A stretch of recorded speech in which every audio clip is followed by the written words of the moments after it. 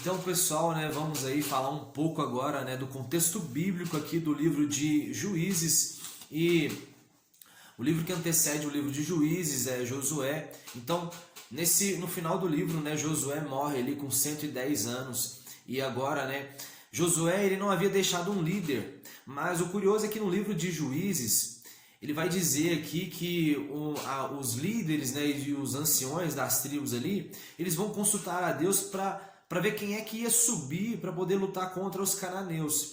E Deus vai dizer ali que a tribo de Judá seria a tribo, né, que sairia ali para poder lutar contra os cananeus. Então a tribo de Judá ela chama a tribo de Simeão para poder ajudar. Eles derrotam os cananeus ali, matando 10.000 homens. E nessa batalha eles prendem um rei chamado Adoni-Bezeque. Esse rei Adoni-Bezeque, eles arrancam ali os polegares das mãos, né, e dos pés desse rei, porque esse mesmo rei havia feito isso com outros 70 reis. Então eles fazem a mesma coisa com ele. Depois disso eles conquistam ali também Jerusalém, eles conquistam também Hebron.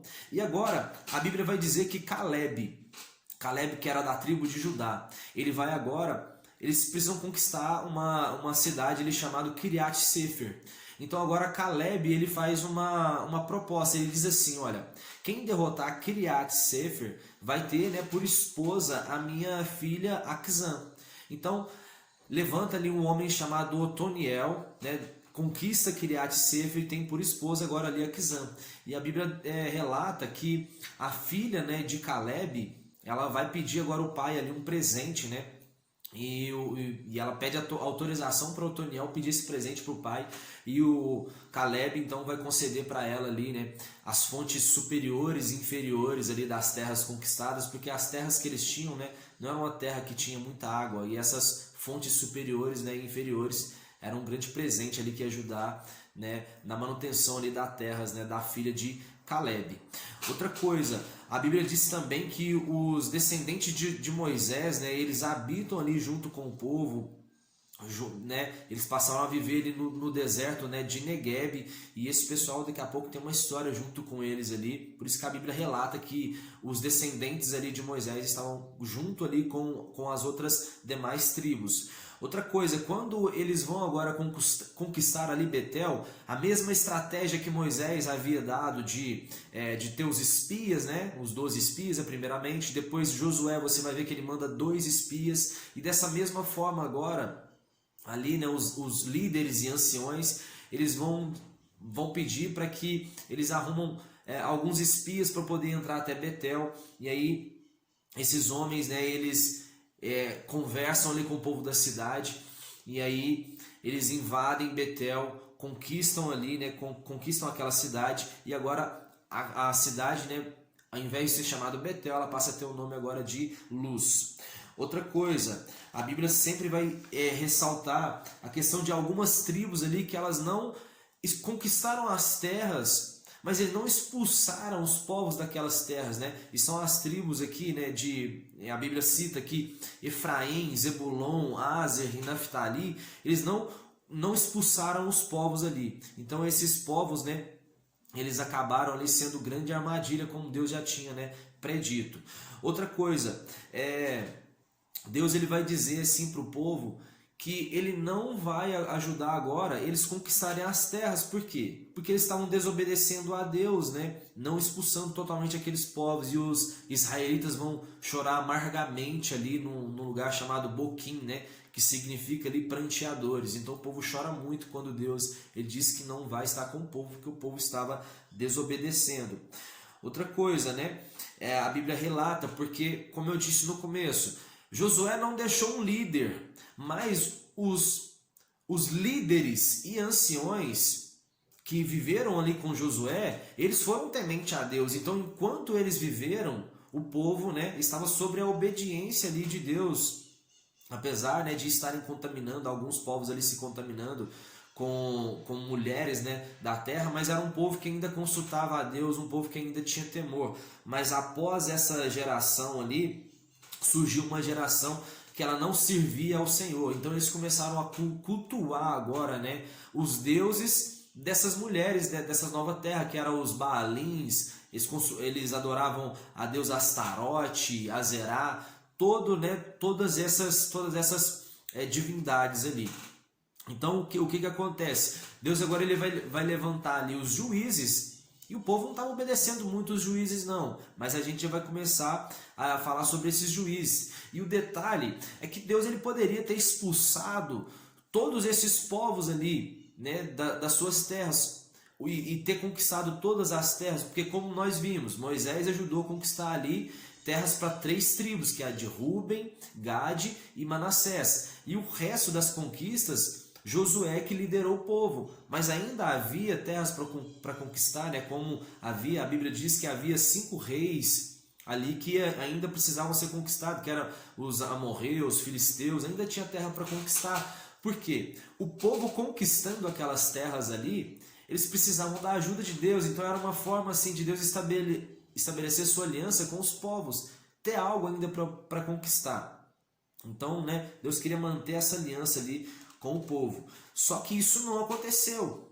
Não aconteceu. O povo, né, não conseguiu ali fazer essa aliança com Deus, pelo contrário, né, eles preferiram servir a outros deuses. Então, o que acontece? O povo, os israelitas, agora eles caem nas mãos dos inimigos. Então, a Bíblia vai dizer ali que por 8 anos, né, Israel foi escravizado. Então agora teve que levantar um líder. E quem foi esse líder? Foi Otoniel. Otoniel, né, que era ali, né, casado com a filha de Caleb. Então ele é o primeiro juiz aqui, né, que a Bíblia vai relatar, o primeiro juiz levantado por Deus para poder tirar, né, Israel ali dessa opressão do inimigo foi Otoniel. Então, por 40 anos, a terra experimentou paz, né, através da liderança ali de Otoniel. Depois Deus ele vai levantar o segundo juiz, que o segundo juiz é Eude. Então, como depois da geração de Otoniel ali, o povo começou a praticar o que não agradava a Deus, o rei de Eglon ali, o rei de Moabe, melhor dizendo, chamado Eglon, ele vai ali por 18 anos fazer, né, Israel ali cativo. E aí Deus vai e levanta, depois de 18 anos, levanta Eude. Então Eude era um homem ali da tribo de Benjamim, né, um homem canhoto. E a tribo de Benjamim, né, ela tinha, né, essa especificidade de ter homens, né, guerreiros ali, que eram grandes guerreiros mesmo, guerreiros muito habilidosos. Então Eude ele confecciona ali para ele uma espada de 45 centímetros que ele usava, né, na sua coxa direita debaixo da sua roupa. Então o que acontece? Né? Nessa época aí, o rei de Moabe, chamado Eglon, ele cobrava ali tributos dos israelitas. Então Eude agora ele vai entregar esse tributo. E quando ele chega na sala secreta ali do rei, ele vai dizer assim: olha, rei, eu tenho uma mensagem para você. E aí, né, eles ficam a sós ali, os seus soldados ficam de fora dessa sala, e naquele momento Eude chega próximo ali do rei Eglon, que era um rei gordo. A Bíblia diz que ele era um rei gordo, e vai contar essa mensagem secreta ali para ele. Naquele momento ele saca ali da sua espada e ele vai encrava, né, uma espada, uma espécie de um punhal, né, 45 centímetros. Ele enfia essa espada na barriga do rei Eglon, e a Bíblia vai relatar que o rei era tão gordo, né, que a gordura se fechou ali na espada, que não teve como nem ele retirar. Como o rei Eglon ele costumava ficar muito ali na sua sala sozinho, né, então os soldados nem perceberam essa ação.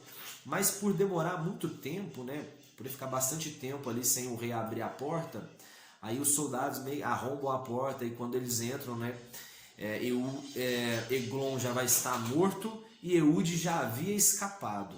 Então a terra ali, né, depois os israelitas eles vão matar mais de 10.000 moabitas, e através da liderança ali, né, do juízo de Eude, a terra vai experimentar, os israelitas, né, vão experimentar ali 80 anos de paz. Outro líder ali é levantado, né, um outro líder chamado Sangar, né, um juiz, e esse homem ele vai derrotar ali 600 filisteus com um aguilhão. E o que era um aguilhão? era uma ponta de ferro, né, que fixada na extremidade de um bastão, era usada para poder picar bois, para conduzir ali os bois. Então, né, Sangar, ele também é tido ali como um líder, um juiz em Israel, porque ele derrotou esses 600 filisteus ali somente com um aguilhão. E aí, agora, Deus ele vai levantar um outro juiz, ou melhor dizendo, uma juíza chamada Débora. Então, nessa época, Eude já tinha morrido. Então, agora, Israel estava sob o jugo ali de Jabim, né? De Jabim, e ele subjugava Israel ali por 20 anos. Então, o que acontece? Deus agora vai levantar Débora, né? Débora, que era a esposa ali de Lapidote. Então, Débora, ela vai ordenar agora a Baraque, que era uma espécie de um líder ali do exército. Então ele agora, né, vai juntar ali com 10 mil homens para poder lutar contra Jabim, né, em Tabor, num local chamado Tabor. O curioso é que esse Jabim, ele tinha 900 carros de guerra. Então, tipo assim, Baraque vai dizer assim: olha, Débora, se você for comigo, eu vou. Agora, se você não for, eu não irei. Então Débora diz o seguinte: olha, eu vou com você. Só que entenda uma coisa: Deus vai dar a glória, né, dessa missão para uma mulher. Então, naquele tempo, a Bíblia diz, lembra que a gente falou sobre a questão de os parentes de Moisés estar no meio ali dos israelitas, no meio das tribos? Então, Obabe, né, que era o cunhado de Moisés, ele armou uma tenda ali nas proximidades de Quedes. Então, depois... No meio desses parentes de Moisés morava um cara chamado Eber, e daqui a pouco ele vai aparecer aqui na história. Então, Baraque está indo lutar ali, né, contra Jabim, e aí o que acontece? Deus colocou pânico em Sísera, que era um comandante ali do exército, né, de Jabim. E simplesmente o cara saiu ali correndo do seu carro de guerra, né, com muito medo. Deus havia colocado um pânico ali neles. Ele sai correndo, abandona ali a batalha, e ele vai parar ali na tenda, né, de Eber. Então, para ali na tenda de Eber, e nesse momento Eber não estava na tenda. Quem estava na tenda era a sua mulher, chamada Jael. Então, naquele momento, Cícero, o comandante, né, estava ali, e aí ele chega meio apavorado. Então Jael, ela vai abrigar ele, dar uma coberta para ele se cobrir, ela também dá leite ali para ele, começa a cuidar dele. E aí Cícera vai dizer o seguinte: olha, os israelitas, eles estão me procurando, então eu vim procurar abrigo aí, então fica aí, né, na porta da tenda, se você vê alguma movimentação deles vindo, você conte aqui para mim. Só que Jael, né, ela era uma mulher de Deus, e lembra que Débora disse que Deus ia dar a glória, né, dessa missão para uma mulher. Então Jael, enquanto Cícera estava dormindo, ela pega uma estaca da tenda, ela pega um martelo, e aí ela vai pegar essa estaca e bater agora ali na cabeça de Cícera, né, encravando toda aquela estaca ali no crânio dele, e com isso ela acaba, né, matando ali o líder dos inimigos do exército, né, de Jabim. Então assim Jael, ela vai, né, de repente os israelitas, os soldados israelitas chega Baraque, né, chega Débora, e aí aquela mulher Jael, ela vai ter ali conquistado a batalha, e ela conta tudo para eles. Outra coisa, né, vai acontecer aqui, a Bíblia vai dizer sobre o cântico aqui de Débora, e acontece que algumas tribos, né, nesse cântico ela vai dizer que algumas tribos não foram, como a tribo de Ruben, por exemplo, que estava dividida, né, ela não foi lutar contra Débora. A tribo de Dan também não foi lutar, né? A tribo de Dan era a última tribo que se levantava, né, que a Bíblia vai dizer. Então Dan estava sempre por último, foi o último a conquistar a terra, e ainda, né, não lutava algumas batalhas.